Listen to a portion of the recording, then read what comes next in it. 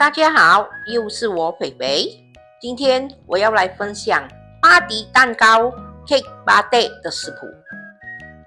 每逢星期一、四、六都会有视频更新哦，请多多关注。那么我们现在就开始吧，请订阅我的频道哦，你们的订阅就是我坚持的动力。首先，我们拿一个适合的模具，然后剪一张锡箔纸铺在里面。铺这个锡箔纸的作用是要方便等下这个巴迪蛋糕凝结后，我们容易把它取出。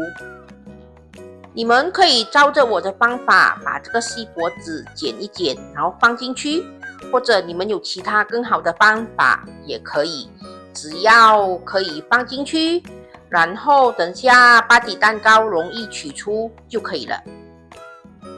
现在我们来看一下巴迪蛋糕所需要的材料：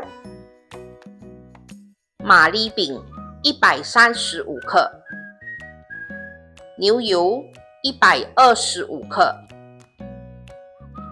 炼奶165克，可可粉18克，美露粉95克。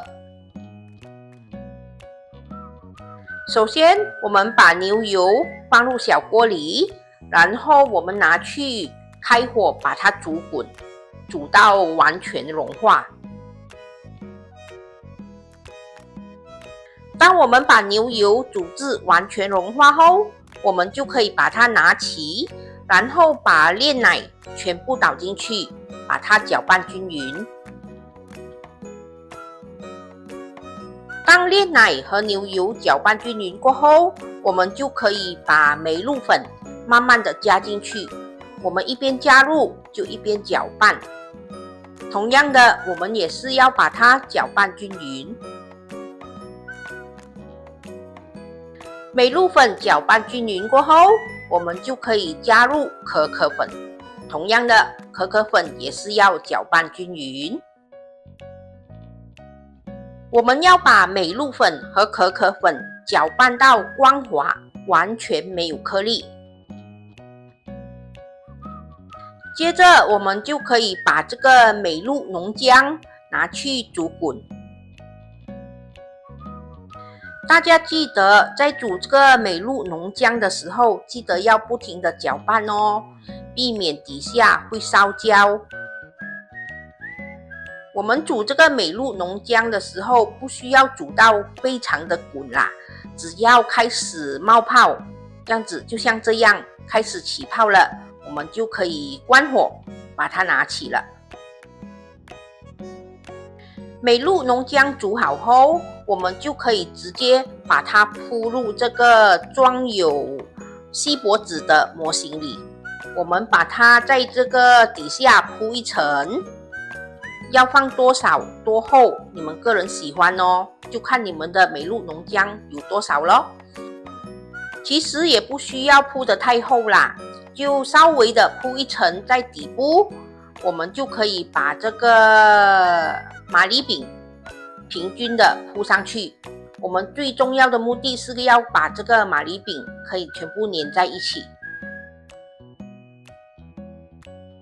马铃饼整齐的排好后，我们又再铺上一层美露浓浆，然后把它铺平。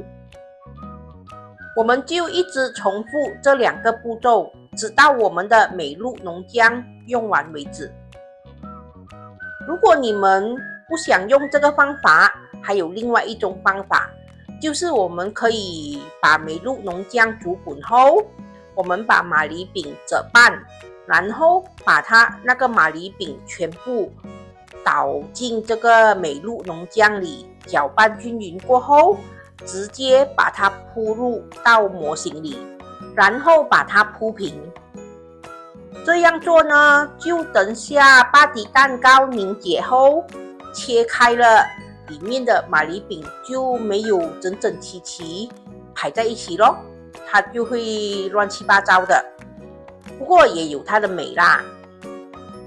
如果我现在这样的方法做出来，等下你切开后，这个马铃饼就会一层一层一层排得美美的。你们个人喜欢咯，你们要用哪一种方法都可以的。今天我做的这个巴迪蛋糕，甜度对我来说是刚刚好啦。如果你们还想再不甜的话，要苦一点的话，你们就只可以调整美露粉和可可粉的比例。如果说你们美露粉减少10克，可可粉你们就加回10克，就大概是像这样，你们可以自行的调整。如果你们不想用马铃饼，你们也可以用苏打饼来取代，一样的好吃。还有就是这个饼干的数量，你们也可以自行调整。如果你们的美露浓浆已经用完了，那么你们的饼干就不需要用那么多咯，可以把它收起的。现在我们已经把美露浓浆全部用完了，然后我们就可以把这个巴迪蛋糕盖好，放入冰箱冷藏隔夜，或者直到这个美露浓浆凝固了成型了，我们就可以把它拿出来切片享用。没办法等到隔天啦，它一凝固，我马上就迫不及待拿出来切了。整个头脑都是巴迪蛋糕，巴迪蛋糕，美露浓浆，美露浓浆。哎呦，哪里等得到明天哦？哇，很硬一下哦，真的已经凝固了，都要用力切才切得开哦。哇，很美一下哦，有一点像外面卖的巧克力饼干呢。在厨师肥肥切蛋糕的当儿，我们先来上课喽！又来到了温馨提示小课室。美露浓浆一定要调到够浓稠，不然蛋糕冷藏后，蛋糕也不会凝固，不会变硬。如果要调整甜度，只可以调整美露粉和可可粉的比例。比如说，美露粉减少10克，可可粉就要加回10克。饼干的分量你们也可以自行调整，如果不要用马铃饼，也可以用苏打饼取代。如果不想把马铃饼整齐的排入模型里，也可以把马铃饼折半，加进美露浓浆里，搅拌均匀过后，倒入模型里铺平。下课，迫不及待要吃蛋糕了。完成了，这就是我今天的作品巴迪蛋糕 Cake Batte。